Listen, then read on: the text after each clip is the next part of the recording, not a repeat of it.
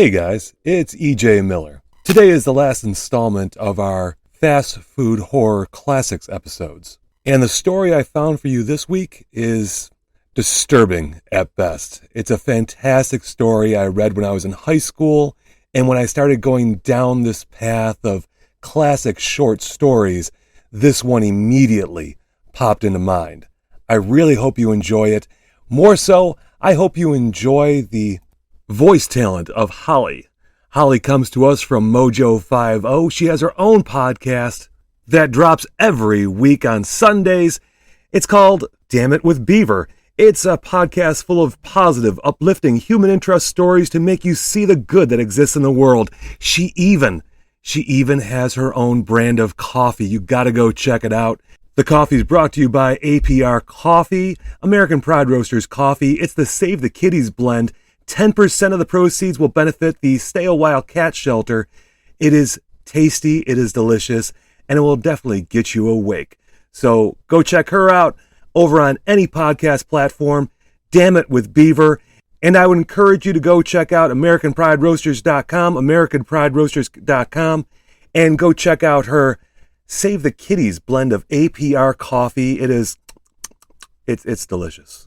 And now, without further ado, our master of ceremonies, Igor Froderick, with this week's installment of Fast Food Horror Classics. Igor, take it away.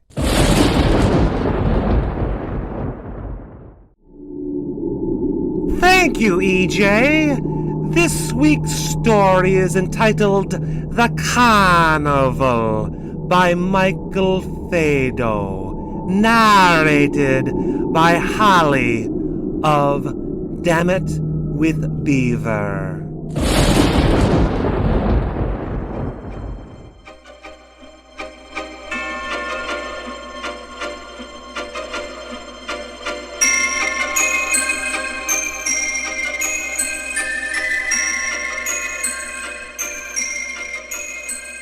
The chartered bus stopped at the corner of 14th and Squire. Jerry smiled nervously, turned, and waved to his mother, who stood weeping a few feet away, and boarded the bus. He returned the driver's silent nod and settled himself in the only remaining seat, near the front, next to a poorly dressed middle-aged woman. Jerry tingled with excitement. He glanced around, eager for conversation, but the other passengers were strangely silent. This puzzled Jerry, for he was looking forward with great anticipation to the carnival. Indeed, he felt fortunate for having won this drawing at school, which allowed him to attend the carnival for free as a special guest of the government. In an effort to encourage patronage among young people, the government agency Populous Control sponsored the drawings and contests for students. The man and the woman seated behind Jerry began talking about carnivals of years gone by, how they used to be very popular with kids, but weren't nearly as exciting as those of today. From the way they spoke, Jerry guessed they had attended many carnivals. He turned around and saw they were about the age of his parents. How much more interesting than his parents they were, Jerry thought. His parents wouldn't dream of taking in the carnival, and Jerry sometimes wondered what they had to live for. The couple noticed Jerry staring at them, and he coughed and faced the front. He squirmed in his seat. The woman next to Jerry nudged him. "You don't look old enough," she said, looking straight ahead. "I'm 16, he responded sharply. The woman turned toward him. "They never had these when I was 16. I wish they had." "Why?" The woman ignored him. "I hope today's my day," she sighed. "Oh, let it be today." She blew her nose into a crumpled handkerchief and stared out the mud-splattered window. The bus rolled past gray neighborhoods. Silent, people on the streets, wearing distant, vacant faces, did not look up as the bus went by. The bus joggled along with its silent passengers until it came to a stop in a part of town unfamiliar to Jerry. The driver stood and faced the passengers. "All right, folks," he said, "this is it. Get your ID cards read. The PC officer will be boarding in a minute. Those with government passes step to the front." Jerry got up. "You got a pass?" the woman next to him asked. Yes, Jerry said, I want it at school. The woman turned away, and Jerry went to the front of the bus where the populace control officer was standing. Just a second, boy, he said, as Jerry held out his identification and pass. I have an announcement to make. The passengers listlessly raised their heads. As you know, he began, some of you may not be making the return trip on the bus. Jerry wished the officer would hurry. Did he know there was a carnival out there? Couldn't he tell that nobody wanted to hear him drone on and on? Well, hurry up, Jerry wanted to shout. Hurry up. The man completed his memorized presentation and looked at Jerry, who was chewing his knuckles in impatience. Take it easy, son, the officer said. There's plenty of time and plenty of opportunity for everyone. Yes, sir, Jerry said. He leapt from the bus as soon as the officer had punched his pass and ran to the clamoring throng at the carnival's main gate. It was just the way he had pictured it. Bright lights, the scuffling noises, the mass of moving people, the laughter and the shrieks of those who had dared board the death-defying rides. Jerry's heartbeat quickened as he walked along the midway. First time, Sonny? An ancient carny called to him. Chance your life on this little spin, won't you? Jerry gazed at the whirling machine high above his head. I might later, he said. If you're lucky, the carny replied. Jerry found himself being swept along with the crowd. Ahead of him, a police officer was leading a young woman by the arm. She was sobbing and telling the officer she didn't want to leave her husband behind. Jerry hardly noticed. He had more important things on his mind.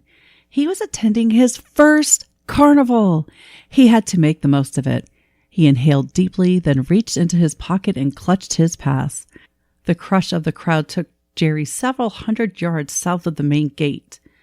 Hundreds of attractions awaited the customers. Jerry sat down on a bench to study a map of the carnival grounds and decided which amusements he wanted to chance. No sooner had he moved the map from his pocket than two burly men struggling with something in a large plastic bag passed him. They half-dragged their load to a huge pit and tossed it in. Jerry wondered over the edge of the pit. It was enormous, 100 yards square, and not telling how deep. The odds are 1 in 8 you'll make it, kid, one of the men said with a crooked smile. 1 in 8 today. Both men laughed and walked away. Jerry peered into the pit. There seemed to be a mountain of black plastic bags rising from the floor of the abyss. Jerry shuddered briefly, then turned away. He didn't look back. He sought cheerier sights instead. The flashing neon lights all about him. The spectacle was breathtaking. Jerry had never in his life been so excited. But then he had never known such cause for excitement either. He felt in his pocket for his pass and stopped for a drink from a water fountain, then continued along the midway.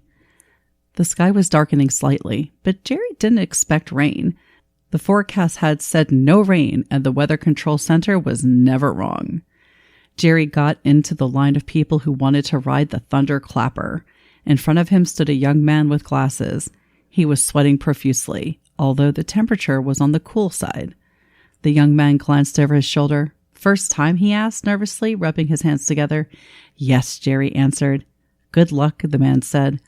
This one's a real killer. Jerry saw the contraption resting 50 feet ahead. You've never been on it before? The man cleared his throat. Nope, but I've gone on a lot of other ones. This is my first ride, Jerry said. The young man laughed. You sure picked a good one for a starter. I hope so, Jerry said. The riders grew funerally silent as they came up to the boarding ramp. Jerry took a deep breath. He could feel the pulse in his throat. He stepped onto the ramp and selected a seat next to the young man he had met in line. The attendant came over and strapped them both in. The straps covered most of their body and were fastened very tightly. Jerry found breathing difficult. That'll hold you, shorty, the attendant said as he finished Jerry. Jerry noticed that the attendant wore thick-soled boots and carried heavy gloves in his back pocket. The announcement was made, stating that the ride would last only 90 seconds. It was everyone for himself. The announcer then wished the riders good luck, and the motor started. It rumbled and coughed, then gained momentum as it lifted the apparatus and its occupants in the air. It picked up speed now, and the low rumble became a violent roar. Jerry felt his stomach now beneath the straps holding him. He hoped he wasn't going to be sick. The roar was deafening. Jerry screamed, but no sound came from his lips. Lightning cracked all around him, coming so close he thought he could feel its intense heat. Then suddenly the roar subsided, and the huge metal wheel was gently eased onto its base. The attendant unstrapped Jerry and the young man next to him. The young man didn't move, and the two men came to take him from the seat. Jerry bounded quickly down the ramp. "I did it! I made it on my first try!" he shrieked, half stumbling back onto the midway. A uniformed statesman smiled at Jerry's exuberance and continued with his work. In the departure column on the paper in front of him, he added another check. Jerry wanted to shout his success. He wanted to run, but there was no room on the crowded midway. What's so tough about this anyway, Jerry thought. If you take a positive approach, you'll overcome it. He had easily met the challenge on his first ride, the one everybody had said would be the roughest. Well, he had come through, almost without flinching. The taste of this kind of success was something he had not known before. He felt so exhilarated that he giggled in spite of himself. He would try his luck again after some food. He walked over to a refreshment stand and got 2 hot dogs. "I've just been on the Thunderclapper," he told the concierge. "That's living pretty dangerously," the man said. "Is there any other way?" Jerry asked lightly, paying for the food. He ate rapidly, anxious to get back into action. Although he reveled in his achievement, he knew that he could really prove his mettle only by continuing to accept the challenge. As soon as he swallowed the last bite, he joined a red-haired boy about his age in line for the whirlaway. The other boy smiled and told Jerry that this was his first ride. "This is nothing," Jerry told him. "I've just come off the Thunderclapper." The red-haired boy's eyes widened with admiration. "I think this will be just as tough," he said without conviction. "I doubt it," Jerry scoffed, "but it'll probably help build your confidence."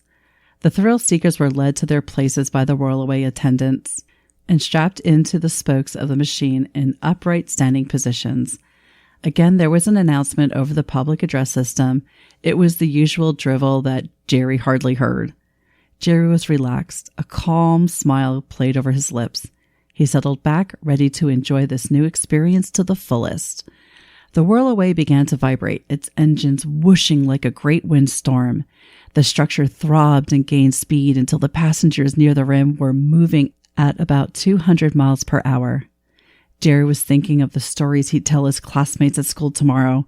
He had taken on the Thunderclapper and the whirlaway straight off. "You take the meanest ones first," he would tell them. The whirlaway, spinning at an ever-increasing speed, rose 300 feet off the ground. Jerry became aware of a dizzy sensation. Then the sense of motion ceased, and suddenly he was free of movement and sound. He was in the air, hurling headlong downward. "It isn't fair," he tried to shout. "They said 1 in 8! 1 in 8!" Men from the pit moved into position with their black plastic bags, but Jerry did not see them, nor was he conscious when he ceased to be, approaching the earth, meeting it face to face, at almost the speed of sound.